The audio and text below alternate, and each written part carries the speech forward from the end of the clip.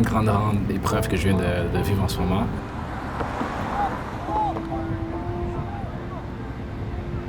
Puis ça va me suivre toute ma vie.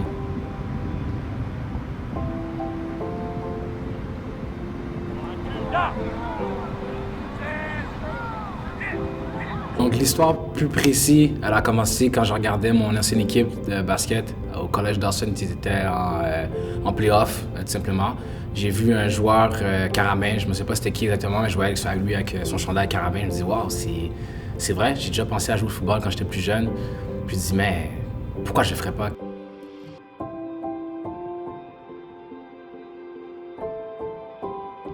Puis c'est venu de là l'idée. Puis me voilà quelques semaines après, je me suis dit c'est quoi? Je vais commencer le football. C'est un rêve que j'avais depuis tout jeune, j'ai jamais eu la chance de pouvoir le faire, jamais eu de spike dans ma vie. Je fais mes recherches, je parle avec quelques personnes justement pour savoir à quelle équipe où je devrais justement évoluer. Je cherchais pas vraiment la performance, je cherchais juste vraiment à jouer, tout simplement avoir du temps de jeu, trouver une bonne équipe justement qui me permet de me pratiquer, puis de me donner de leur temps en fait, parce que moi je commençais de zéro. Ça a fini avec Sabercats, donc Sabercats de Laval. Super belle saison, ça a fini en fait au-dessus de mes attentes complètement. Je commence à me dire, ah ben tu sais, peut-être que j'aimerais ça continuer justement universitaire. Beaucoup de gens en fait me disaient que j'avais la chance de pouvoir le faire, j'avais le potentiel de pouvoir le faire. On me disait un diamant brut, c'est ce qu'on me disait au départ.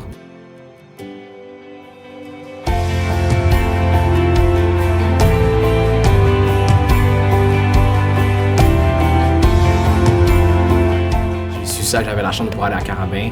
Tout le reste, je voulais absolument rien savoir. Tout ce que je voulais savoir, c'était Carabin. Le Carabin en territoire du Varéor, premier jeu et 10. On remet dans le flanc pour le porteur de ballon. On arrive pendant l'été, double d'efforts, je donne tout. On est là 7-10 fois semaine. Il faut dire aussi pendant l'été, beaucoup de gars sont montés dans leur ville. Puis j'étais motivé justement par ça, motivé par le fait que je donnais plus d'efforts que les autres. J'allais rattraper justement ce gap-là entre les gens justement qui ne travaillaient pas, qui ne donnaient pas leur 100%, puis moi qui étais là presque chaque jour.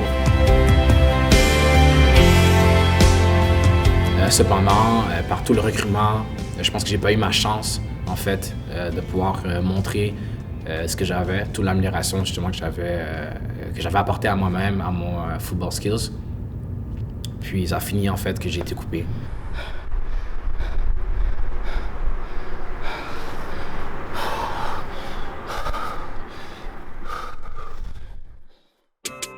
J'ai continué à m'entraîner. Un des moments les plus difficiles, ça a été en janvier, je te dirais. Où peut-être que même Christian Soto, mon entraîneur en strength conditioning, va le savoir. À ce moment-là, il ne sait pas encore. J'ai voulu arrêter. J'ai voulu arrêter en janvier, puis la seule raison pour laquelle j'ai continué, c'est à cause de Christian.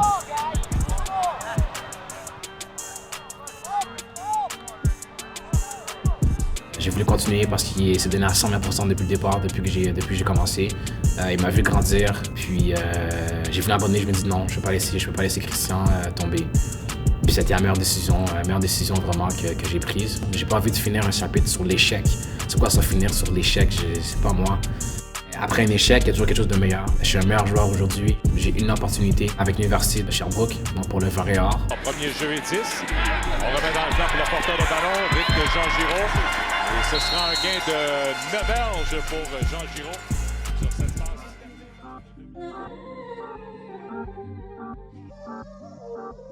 J'ai quitté mon travail, j'ai plus de voiture non plus, donc j'ai pas l'endroit non plus pour dormir. Donc j'ai absolument aucune idée, j'ai pas l'appartement. Moi je skate vraiment avec toutes mes affaires, sans rien. Je laisse absolument rien derrière. De l'équipe en est à sa première ou deuxième saison, donc on n'a pas beaucoup d'expérience, mais en même temps les mauvais souvenirs que tout ce qui va arriver, je vais m'avoir dit non, j'ai absolument rien à regretter, rien que je peux regarder en ce moment à moi puis me dire que j'aurais dû faire ci, ça, non, je vais en tenir à mon 120%. Cette équipe, on veut aller chercher notre identité rapidement. Si j'ai à revenir ici, je vais revenir avec un gros sourire, me dire ouais, mais voilà. 2 victoires, 6 défaites l'an dernier pour le Varéor. Ils ont battu McGill et Concordia pour leurs 2 victoires. Concordia, c'était lors du dernier match de la saison afin de se qualifier pour le match éliminatoire. Ils ont affronté le Rouge à 3 reprises l'an dernier.